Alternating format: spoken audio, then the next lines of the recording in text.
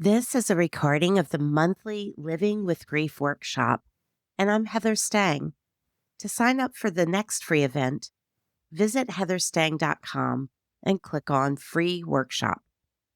While I do not record the Q&A session at the end to protect attendees' privacy, if you do attend live, you'll have time to ask me whatever questions you have about mindfulness and grief.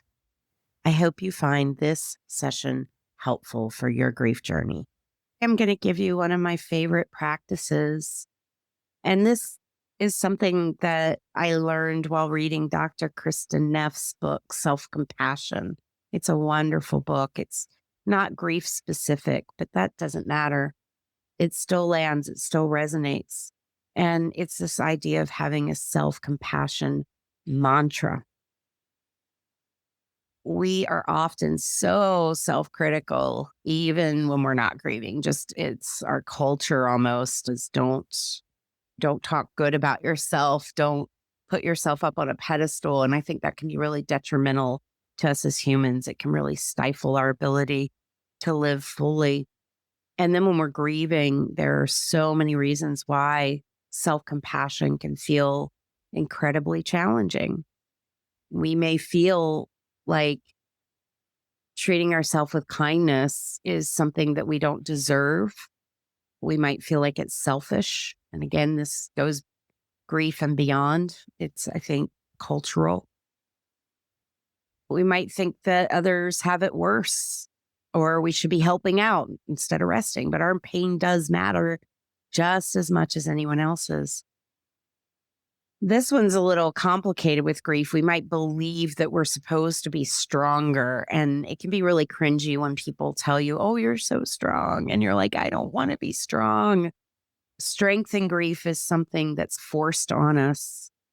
Now, there is definitely, I see with a lot of my grieving clients and with myself that further down the road, not months or maybe even not a year or two out, you might be able to look back and be like, wow, I really got through some really hard things. And that might make you feel like if I made it through this, if I survived this, I can survive anything. But in the heat of the moment, when you're faced with a tough decision or difficult emotion, you may not feel that strength. And if other people are telling you, I can't believe how often I hear this, where other people are saying things like, you need to just move on or you need to get over it or why are you still feeling this way? And we can internalize it. And that's not really a kind thing for people to say. And it's not something we need to do to ourselves. So whether it's feeling that you should be stronger or judging how you're grieving, you might feel like you're crying too much or not crying enough. You might feel guilty for remembering good times. I remember a few times after different people in my life have died, and you're talking to other people in the grief circle and you laugh over something. And suddenly you're like, why are we laughing? We shouldn't be laughing. And there's this guilt, and that might be normal, especially if you're maybe remembering something funny that the person did. There's so many different ways how this judging about grief can show up. It might also be about the time that's lapsed. I will often have people who maybe are a couple years out from their spouse or their child or their parent dying, and they're thinking, why am I still having grief waves? And of course, they've had some moments where they aren't in grief waves, but then they come back because that's the nature of love and loss. And so understanding that grief is not linear, we say this all the time in grief work, and it can be unpredictable when it shows up. In fact, a friend of mine who's had a recent loss, who knows so much about grief, I think it's a challenge with people who know a lot about it, is we're like, I know how this is going to go, so I should be feeling this way. It's like, what if we just drop the shoulds? What if we drop the expectations and instead focus on our reality right now and how we really are feeling right now? That's where the mindfulness comes in, is just being with how we are right now. And Chantel, I love that you said, yes, I hate that. And it doesn't make my grief any easier. I think you were talking about the strong thing when people are like, oh, you're so strong. Doesn't make it easier when we put all these constraints and conditions on how we are. And Debbie just shared when my mom died when I was 20. After 45 years, I can still be hit by a grief wave. Right. They still will come. There might be more space in between. For those of you who are early in grief, I also want to offer you hope. Like it's not always this intense. But because the love doesn't go away, and because we have anniversaries and reminders and other losses that bring it up, those grief waves can still come.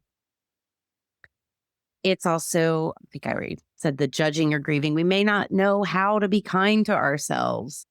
I mean, that is not something I was taught. I was taught that being self deprecating and being critical, like making yourself less than the people around you, was actually how you stayed safe. Whereas it's really important that we learn how to be kind to ourselves and understand that we are equally deserving of care as other people. And by the way, today, that's really what you're going to learn is how to be kind to yourself. And yet here you are. You are here with this grieving heart, and you are choosing by showing up to this workshop on self compassion to be kind to yourself. You're taking action towards helping yourself get through this. So let's look at what self compassion really is. So, again, this is from Dr. Kristin Neff's research, and she has isolated three elements of self compassion that I think make it a lot more digestible. I know for me, if people are like, oh, just be nice to yourself or don't be so hard on yourself, back before I had read her book and studied this work, I had no idea what that meant. It was such a foreign concept. So, the first element of self compassion is mindfulness. And this is the type of mindfulness that makes me think of the word equanimity, which is a calm and steady mind, no matter what's happening. It doesn't mean that we are pretending everything is okay. It doesn't mean that we are saying, oh, I'm just mindful of my feelings and I'm going to bypass them or just ignore them, push them away. Nor does it mean that you're going to be aware of your feelings and pour fuel on the fire. So you're not going to turn the volume up and you're not turning the volume down. You're just acknowledging this is a moment of suffering. This moment is hard. And I think right there, if we can say that about our experience, if we can name what we're feeling, that is a huge part of self compassion. So often we just power through it. We try to ignore it. We try to move past it. We try to stuff it down. This is a moment of suffering. So again, mindfulness is noticing what you feel without judgment. It helps you see your pain clearly. Mindfulness comes out of the Buddhist tradition. And one of the key elements of mindfulness is that it has both an element of clear seeing what's in front of you, and it also has that element of compassion and kindness. So not beating yourself up over it. Second piece, and this goes to what I was saying about my own grief today and being in this virtual room with other people who are grieving. Even though we are grieving different losses, different kinship, different friendships, maybe some of you are grieving a long relationship, maybe some of you a short one, maybe the person or animal died quickly, maybe it was a long drawn out thing. It doesn't matter what, how similar our stories are. It's not about that. It's about the fact that our missing of them makes us more alike than we are different. Our desire to feel safe, our desire to want to be free from suffering, to want our loved ones to be free from suffering. That's what unites us. And so common humanity is the idea that I am not alone in this. And while that might not take away all the pain and all the suffering, it certainly helps to not feel isolated and on your own in grief. And then the final piece of Dr. Neff's research is self kindness, how you speak to yourself, how you show up for yourself, treating yourself as you would treat a beloved friend, the way you would extend care to someone you love who's suffering. And that self kindness might just be as simple as saying, "This is hard and I'm doing the best I can." Or maybe saying, "And I'm doing the best I can" feels like a bridge too far. Maybe it's just, "This is hard." It's speaking to yourself with warmth rather than criticism. And I'm going to invite you to do just a brief, this is not even exactly a practice, it's just an awareness, just to notice in this moment that there is a part of you that is hurting. There's a part of you that is feeling the suffering of grief. And also notice that there's a part in you that cares about your suffering, that wants to show some tenderness and some nurturing. And that's what self compassion is all about. There's an active part of it. That active part of it is the caring. And even though you can't change the narrative and you can't change what happened, you can show up and companion yourself through these difficult times. So these three elements, mindfulness, common humanity, and self-kindness, they make up the foundation for the practice that we're going to do in a little bit. So self-compassion is self-care, is how we care for ourselves when life feels hard. It's not about doing more. I actually had someone come up to me. I was at a conference this week, the Association for Death Education and Counseling. We had our annual conference, and I was talking to someone and she was like, "How do you feel about self-care?" And I was like, "I like self-care. It's what I do." And she had a good point. For a lot of grieving people, there's lists that are tossed at you. Do all these things. Take a bubble bath is the one that we joke about. That's not going to fix our grief. Although sometimes immersing yourself in water can help you become present. It can help you feel good in your body. But I want to just be really clear. Self-compassion and self-care isn't about doing more. It's not about adding things to your list. It's about being gentler, kinder, easier with yourself when you're doing the things you're already doing. And you could also add in things that help support your body.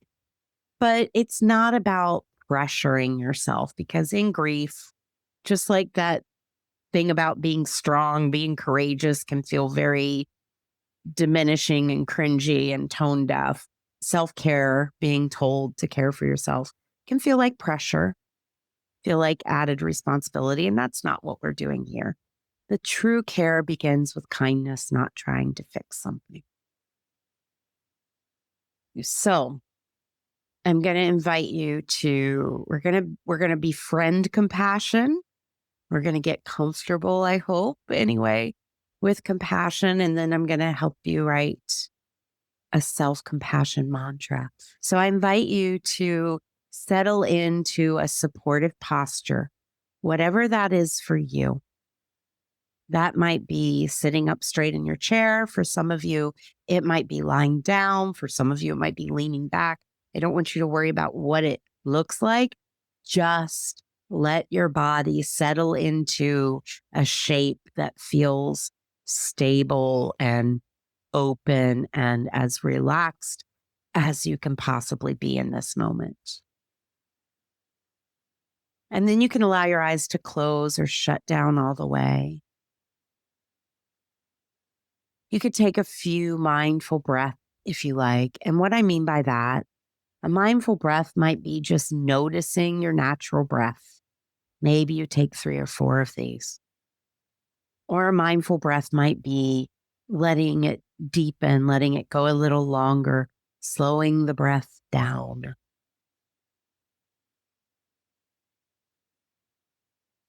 And I invite you to bring to mind the image of someone who maybe looks like you. It might be that you imagine looking at yourself in a mirror or imagining that there's maybe a hologram of you sitting across from you. Or maybe it's just someone that's about your age or gender, looks like you. Or when I do this, I often bring up the image of one of my best friends who has had a lot of grief herself. So take a moment and decide who you're bringing to mind and imagine that they are sitting across from you.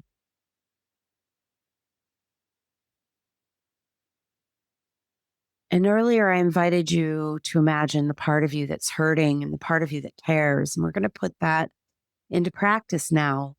There's someone sitting across from you, whether you're imagining it that it's yourself or imagining that's a friend, that person is hurting. And from where you sit in your shoes, you are caring. And let that part of you that's caring show up. You don't have to think about this, it's more feeling it. Some of you might be visual. You might imagine yourself putting your hand on their shoulder. Some of you like words, and you might imagine some words that you would speak to this person. And some of you might be really comforted by silence. So maybe you just imagine holding some space for this person. And I'm going to give you a few moments of quiet for you to just rest in this feeling of sending compassion out to this person across from you, however that shows up for you.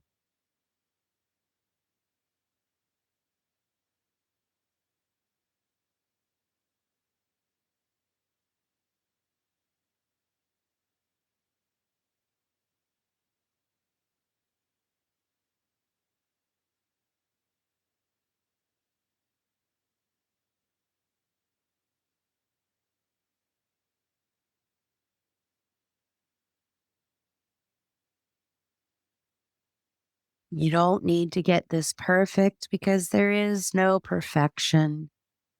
It's caring, which is plenty, which is kind.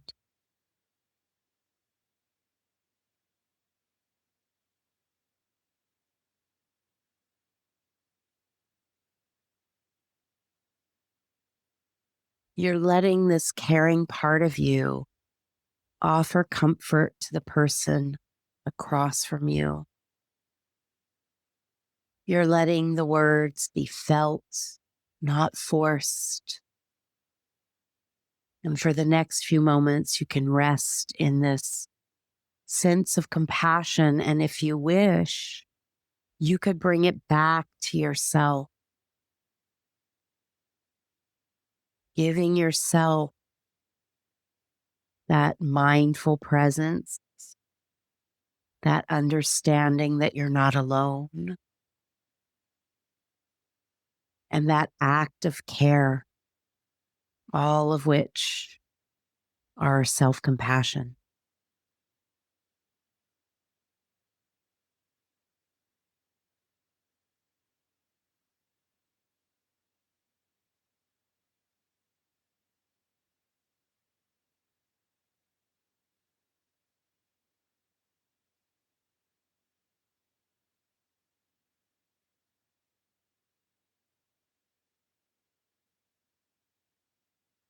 And if you would like, you could place one or both of your hands over your heart,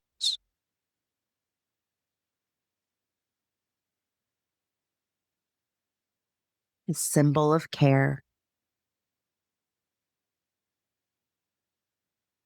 a sign of connection and warmth.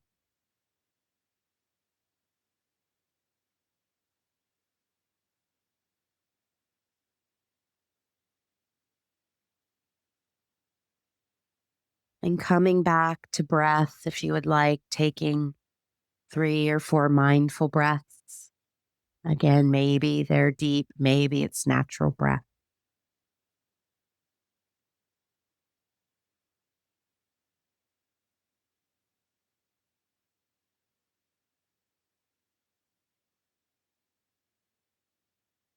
And find your way to transition from this meditation practice to your journal if you brought one, or you could open a window on your computer or phone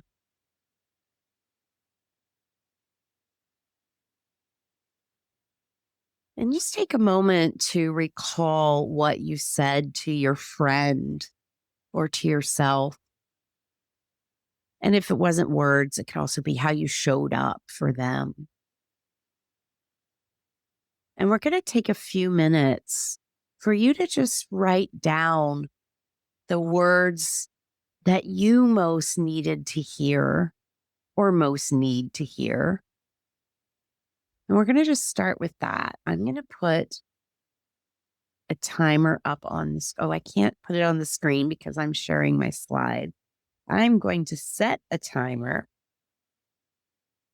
for, I'm going to do just 3 minutes to keep it manageable because I don't want you to feel overwhelmed by the writing. It doesn't take that much time. And when I tell you to start, here are the instructions. You don't need to worry about spelling, grammar, punctuation, or making sense. You don't even have to worry about staying on topic, but in 3 minutes, you probably will stay on topic.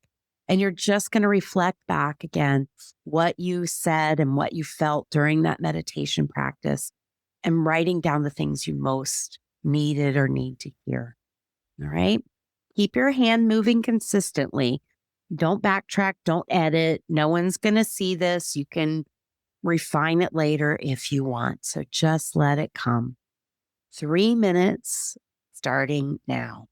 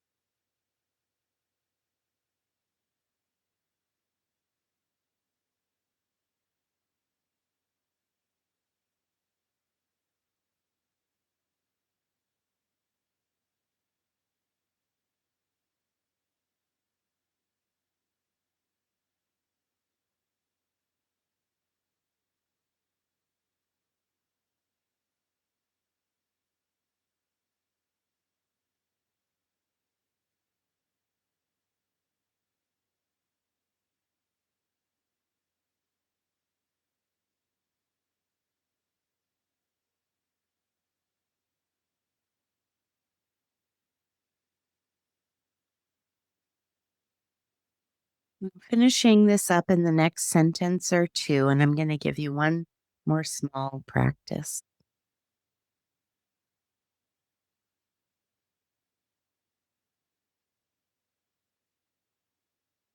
Just take a moment and look back over what you wrote and underline any key words or phrases that stand out to you. I'm going to give us 2 minutes for this. Read back over what you wrote and underline or highlight the key phrases that stand out to you or words. And that's starting now.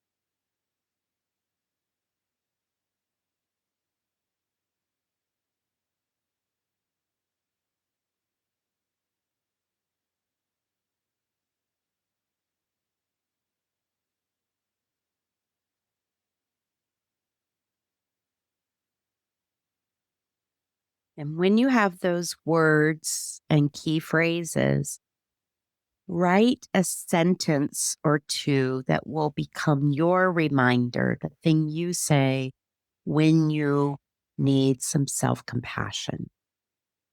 Coming up with a sentence or two using your own words or phrases. And of course, you can massage this however you want so that it becomes something that feels natural to you.